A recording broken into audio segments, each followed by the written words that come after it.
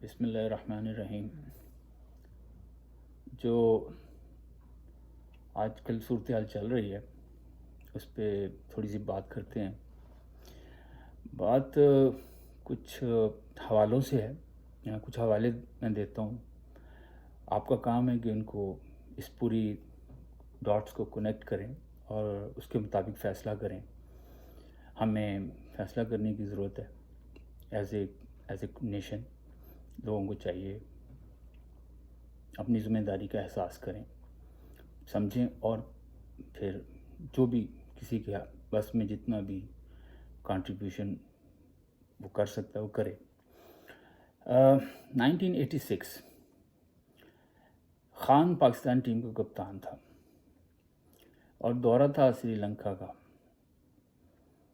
سری لنکا کی وہ ٹیم کوئی زیادہ مضبوط تو نہیں تھی، چونکہ ہمیشہ ہارتے تھے، اور حسب دستور پہلے ٹیسٹ میں پاکستان نے ان کو بڑی آسانی سے ہرا دیا۔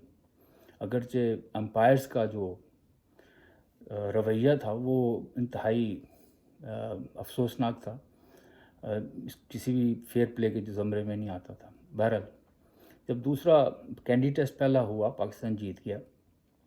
جب دوسرا ٹیسٹ کولمبو میں ہو رہا تھا تو امپائرنگ کی غیر معیاری امپائرنگ کی بھرمار ہوئی۔ پاکستان آلموسٹ ہرا دیا، ہرانی زبردستی والی سچویشن تھی۔ خان کپتان تھا۔ ایونچولی جب وہ ان کو 32 رن چاہیے تھے جیتنے کے لیے، لیکن پاکستان کے ہارنا تو نظر آ رہا تھا، لیکن خان نے وہ 32 رنز کے لیے جس طرح لڑائی لڑی، میں چونکہ دیکھ رہا تھا اس کو، وہ قابل بیان ہے۔ 32 رنز پہ وہ اس طرح لڑ رہا تھا جیسے وہ 32 رنز پہ ان کو آؤٹ کر دے گا، اور 2 کھلاڑی انہوں نے آؤٹ کر بھی دیے، اور اس کا رویہ جتنا اگریسو تھا مجھے نظر آ رہا تھا کہ وہ کسی حد تک جا سکتا ہے۔ یہ تو ایک سینیریو تھا جس میں کپتان اچھا تھا، لڑنا چاہتا تھا، اس کی ٹیم اس کے ساتھ لڑ رہی تھی۔ کپتان اچھا ہو تو جیتے جا سکتے ہیں میچ۔ ایک اور سینیریو ہے 1971، پاکستان کی افواج مشرقی پاکستان میں بسیجڈ ہیں، اور ہمارے جنرلز جہاں پہ بیٹھے ہوئے یہ کہہ رہے ہیں کہ ہمیں سرنڈر کر دینا چاہیے۔ قوم کو دوسری طرف یہ بتا رہے ہیں کہ ہم جیت جائیں گے۔ ہمارے فوجی بھائی وہاں پہ پھنسے ہوئے ہیں، یعنی کہ کھلاڑی بیچارے پھنسے ہوئے ہیں اور کپتان یہاں پہ بیٹھے ہوئے ہیں۔ نتیجہ کیا؟ سرنڈر کر دیا گیا۔ کیا ہوا؟ 95,000 فوجی سرنڈر کر گئے۔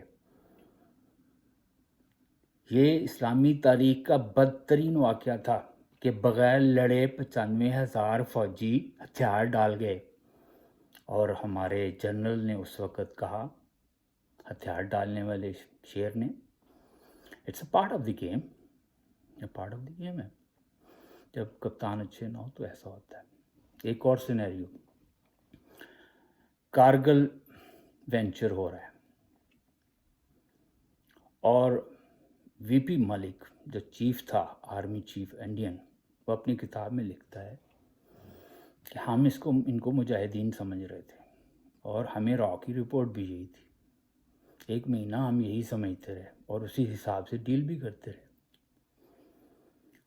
جب ہمیں یہ ایتھینٹک انفارمیشن مل گئی یہ پاکستانی فوج کے بندے ہیں، تو اس نے کہا، اپنی کتاب میں لکھا، میں نے اپنے ایئر چیف کو بلایا اور میں نے کہا کہ ان پہ فل جو ہے ایکسٹریم ایکشن آپ کریں۔ نتیجہ انہوں نے بم میزائل میں مارے ہیں، ہمارے سپاہیوں کو ذبح کیا ہے، اور ہمارے جنرلز، کپتان ہمارے، وہ یہاں پہ بیٹھے کہہ رہے ہیں یہ ہمارے بندے نہیں ہیں۔ ان کی جیبوں سے ویج کارڈ نکل رہے ہیں۔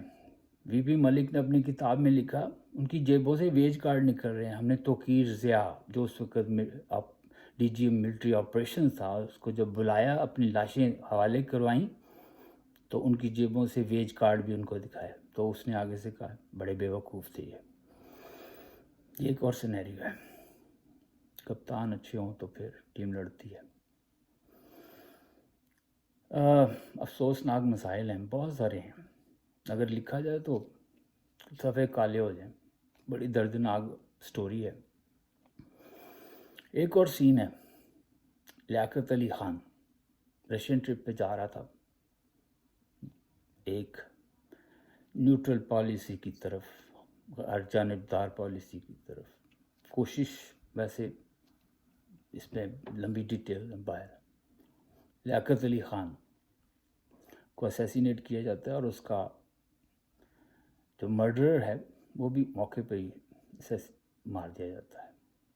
نہ صرف یہ، جو انویسٹیگیشن ٹیم تھی جس کو 2 جنرل لیڈ کر رہے تھے، ان کا طیارہ بھی ہوا میں تباہ ہو جاتا ہے اور انویسٹیگیشن بھی کلوز ہو جاتی ہے۔ آج تک اس تاریخ کے پنوں پہ وہ نمودار نہیں ہوئے اس کے نتائج۔ ایک اور سینیریو، بے نظیر بھٹو، 2007 اوکھلا تحریک چل رہی تھی، being the part of I know every detail۔ بے نظیر جس کمپرومائز کے ساتھ آئی تھی، کنڈولیزا رائس نے جو کروایا تھا پرویز مشرف کے ساتھ، چونکہ معروضی حالات بدل رہے تھے، اوکھلا کی تحریک ایک ڈیفرنٹ سمت میں چلی گئی تھی، چونکہ زور پکڑ چکی تھی، تو بے نظیر نے بھی چیزوں کو اپنے حساب سے اور سرکمسٹانسز کے حساب سے، یعنی معروضی حالات میں تھوڑا سا ڈفرینٹ کرنے کی کوشش کی، یا یوں کہیں کہ جو لائن دی گئی تھی یا جو ایگریمنٹ ہوا تھا اس سے کچھ ڈیویشن ہوگی۔ این پیٹرسن نے ملاقات کی بے نظیر سے، اور بے نظیر سے ملاقات کے بعد اس نے ایک کیبل کی اور اس نے بتایا کہ بات سے ایسے نہیں ہے۔ اس کے چند دنوں کے بعد بے نظیر اسیسینیٹ ہو جاتی ہے۔ کہاں پہ؟ پنڈی میں، GHQ جہاں پہ، اور اس کی موقع واردات کو فوری طور پہ صاف کر دیا جاتا ہے، اور اس کے بعد آہستہ آہستہ تمام وٹنسز کو بھی مار دیا جاتا ہے۔ جتنا سفسٹیکیٹڈ اس کا مرڈر تھا، وہ عام دہشت گرد تنظیموں کے بس کی بات نہیں۔ ایک اور واقعہ، ضیاء الحق بھاولپور ایئرپورٹ اپنے آفیشیل وزٹس پہ، آرمی وزٹ پہ جاتا ہے، اور اس جگہ سے فلائی کرتا ہے اس کا پلین جس کو کارڈن کیا ہوا ہے آرمی نے، وہاں پہ کسی سویلین کا کوئی عمل دخل نہیں، طیارہ ہوا میں اڑتا ہے اور بلاسٹ ہو جاتا ہے۔ پاکستان کی ملٹری کی ٹاپ براس اڑا دی جاتی ہے۔ اتنا اندھوناک واقعہ جنگ عظیم میں بھی نہیں ہوا، لیکن ہمارے یہاں کچھ نہیں ہوتا۔ حد یہ ہے کہ فوج کا سربراہ بھی، اس کو بھی اڑایا جا سکتا ہے۔ واقعات کی کڑیاں میں لانا ہمارا کام ہے، ہر بندے کے سوچنے کا حق ہے۔ تحقیق پہ ظاہر ہے ہمیں پہنچنے نہیں دیا جاتا، نہ ہمیں بتایا جاتا ہے۔ انویسٹیگیشن پراپر طریقے سے کی جائے تو ہمیں پتہ چلے، پر ہم اندھے تو نہیں ہیں۔ اس واقعے کے کچھ عرصے کے بعد اتفاق سے میری ملاقات نسیم آہیر صاحب سے ہوئی، جو کہ وزیر داخلہ رہے تھے اس وقت۔ میں نے ان سے ڈائریکٹ سوال کیا، میں ینگ تھا، میں نے ان سے ڈائریکٹ سوال کیا، میں نے کہا آپ کا کیا خیال ہے، ان کو کس نے مارا ہے؟ وہ چپ ہوئے اور کچھ پھر کہنے لگے، میں آپ کو نام نہیں بتاؤں گا، لیکن میں آپ کو یہ بتاتا ہوں کہ 2 بڑوں میں سے ایک ہے۔ 2 بڑے کون تھے؟ اسحاق خان اور مرزا اسلم بیگ۔ کیا اسحاق خان کی भावलपुर एयर बेस पर एक्सेस थी? जवाब आपके पास होना चाहिए। 9/11 का वाक़या होता है, एक और वाक़या। 9/11 होता है, सज़ा हमें मिलती है। परवेज़ मुशर्रफ साहब कॉलिन पावेल के एक फ़ोन पर अपना सब कुछ दे चुके थे, लेकिन फॉर्मेलिटी के तौर पे उन्होंने तमाम उलमा दानिश्वरों को बुलाया, मीटिंग की और ब्रीफ करने की कोशिश की कि मैं बहुत मजबूर था। जब बात डॉक्टर इसरार साहब के पास पहुंची तो उन्होंने पूछा, अगर हम ऐसा ना करें तो वो हमारे साथ क्या करेंगे? तो उन्होंने कहा वो हम पे अटैक करेंगे, हमला करेंगे, बर्बाद करेंगे। तो डॉक्टर साहब ने कहा, तो आप ऐसा कहें तो बात असल में ये है कि हमें लड़े बगैर ही ये सब कुछ करना है। यानी कि हम देना तो चाहते हैं पर लड़े बगैर। दोनों सूरतों में जवाब तो वही निकलता है, लेकिन हम लड़े बगैर ये सब कुछ करना चाहते हैं। बड़े अफसोस की बात है, बड़ा दुख की बात है। अगर यही क़यादत अफ़गानिस्तान की होती तो उनको बेचारों को इतनी सज़ा ना मिलती, वो 20 साल उनको लड़ना ना पड़ता। पर वो अक्लमंद नहीं है ना, बेवकूफ़ हैं। हम बहुत अक्लमंद हैं, समझदार हैं, बचा रहे हैं अपने आप को बड़े मकसद के लिए। वो बड़ा मकसद पता नहीं कौन सा है, ना तो आपको समझ आई। हमारी तो ज़िंदगी गुजर रही है, ऑलमोस्ट गुजर जाएगी 10-20 साल और अगर ज़िंदा रह भी गए तो। ये नहीं ख़त्म होता सिलसिला। जो जन आते हैं वो यही सोचते हैं। बात ये है कि ये जंग जो है ये राइट और रॉन्ग की जंग है। फिर वही बात जज्बाती लगती है, लेकिन है तो यही, हकीकत यही राइट और रॉन्ग की जंग है। हम अपना पैराडाइम शिफ्ट करना चाहते हैं कि नहीं? खिलाड़ी हमारे पास मौजूद हैं, कप्तान ही नहीं था, कप्तान आ गया, लड़ना भी चाहता है। बड़े मज़े की बात है, बड़े मज़े की बात।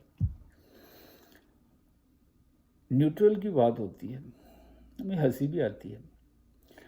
अगर एक उस्ताद 2 शागिर्दों को शरारत करते हुए पकड़ ले और वो एक को बचाना चाहता हो तो हमेशा ये कहता है, मुझे पता है कि तुम नहीं हो। और वो जो चुप जिसको कहा जाता है कि तुम नहीं हो, वो भी खामोश रहता है और यही प्रटेंड करता है कि हाँ मैं नहीं हूँ। हालांकि वो दोनों शागिर्द हैं, शागिर्दान हैं, उनको पता होता है कि मिलके ही किया था, लेकिन सज़ा वो एक को मिलेगी। सज़ा कप्तान को देने की कोशिश है। कप्तान को नहीं है, ये पाकिस्तान को है, ये हमें है। बड़ा मज़ाक का खेल सूरत हाल है। समझते हैं कि हमें सज़ा, वो भाई सज़ा सबको मिल रही है, सबको देने लगे हैं, ये माफ़ नहीं होगा। ये लिखा जाता है सारा कुछ और लिखा जा रहा है, आने वाली नस्लों माफ़ नहीं करना ना होगा। ये सवाल भी होंगे, जवाब भी लिए जाएंगे। अगर पाकिस्तान में रहना है तो किसी दिन तो इसको बदलना होगा।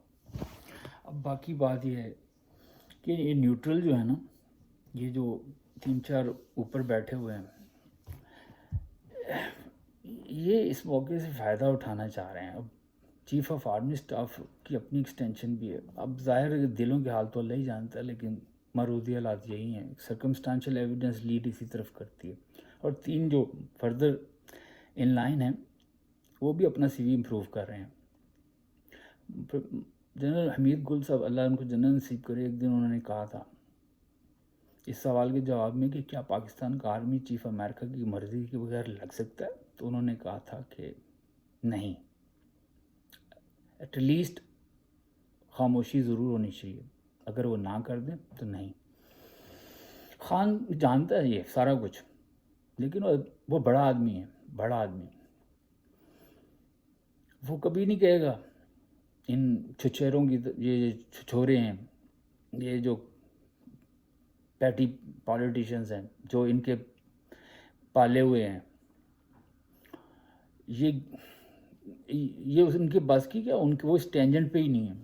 عمران کا ٹینجنٹ ہی ڈیفرنٹ ہے، وہ اس ڈیفرنٹ ٹینجنٹ پہ ہے، اور یہ بات ان کو بڑی دیر سے سمجھ آئے گی، لیکن ہماری قوم کو سمجھنا چاہیے، ہمیں سمجھنا چاہیے اس چیز کو، اور اللہ کے واسطے آپ خان کے ساتھ کھڑے ہوں۔ خان کو اس کے کھلاڑی جتوا سکتے ہیں، کپتان کے اندر طاقت ہے، کپتان لڑے گا، اور مجھے پتہ ہے اس کو کتنا خطرہ ہے، لیکن زندگی موت اللہ کے ہاتھ میں ہے۔ اگر ہم نے بھی کوئی نیکی کسی نے کی ہے، کوئی دعا مانگی ہوگی، اگر کسی بزرگ نے، ہمارے بزرگوں نے، آپ کے بزرگوں نے، ہم سب کے بزرگوں نے کوئی تو نیکی کی ہوگی، آخر ہم نے اتنی بڑی قربانی جو ہم سے لے لی گئی اور پاکستان بنا دیا گیا، تو کہیں پہ تو کوئی اللہ کے ہاں ہوگا، کوئی شدت طلب ہوگی تو اللہ بھی مدد کر دے گا۔ اللہ خود خان کی حفاظت کرنے والا ہے۔ فیڈرل کاسترو پہ امریکہ نے بہت سارے حملے کیے، لیکن کامیاب نہیں ہو سکے۔ اللہ نے اگر اس کی زندگی لکھی ہے تو کوئی نہیں اس کو مار سکتا، وہ اس کے بغیر کچھ نہیں ہونا۔ ہمیں آپ کے ساتھ لڑیں، اور اس کے لڑنے کا طریقہ یہی ہے کہ سوشل میڈیا پہ جو لوگ ہیں وہ اپنا کام کریں، جو باہر نکل سکتے ہیں احتجاج کریں۔ خان بالکل صحیح کر رہا ہے، کوئی غلط کام نہیں کرنا، کسی اللیگل انکانسٹیٹیوشنل چیز میں نہیں جانا، پروٹیسٹ کریں ود ان فریم ورک، مجبور کر سکتے ہیں، یہی ڈیموکریسی کا چہرہ ہے۔ اگر ڈیموکریٹکلی کرنا ہے، ورنہ دوسرے مسائل بڑے مختلف ہیں، اور میں تو ان کو سجیسٹ اس طرح نہیں کرتا، اس کا معاملہ ہی ڈیفرنٹ ہے۔ اس وقت صرف جو ہے within legal framework, جو within the four corners of constitution اپنا رائٹ کو اسرٹ کرنے کی ضرورت ہے۔ میں خان کے لیے صرف ایک سجیشن کر سکتا ہوں، اگر وہ تک پہنچے اور وہ مان جائے، اس کو 27 جس دن بھی یہ سنڈے کو 3 اپریل کو اس کو سٹ ان کی کال دینی چاہیے، اس کو دھرنے کی کال دینی چاہیے، اسلام آباد میں کال دینی چاہیے، نہیں تو تمام شہروں میں پاکستان کے دھرنے کی کال ہونی چاہیے۔ یہ اس کا ایک طریقہ کیا جا سکتا ہے۔ احتجاج جاری رکھنا چاہیے، اس دن تو ہمارا کام ہے کوشش کرنا، اللہ کا کام ہے اس کے رزلٹ نکالنا۔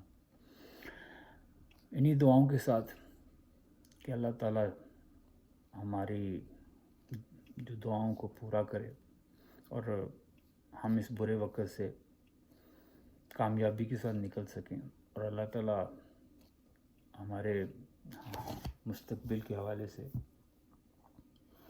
کوئی بہتر فیصلے ہو سکیں۔ اللہ تعالیٰ سے دعا ہے کہ اللہ تعالیٰ ان چیزوں کو ہمارے خیر کے لیے بنائے۔ پاکستان زندہ باد۔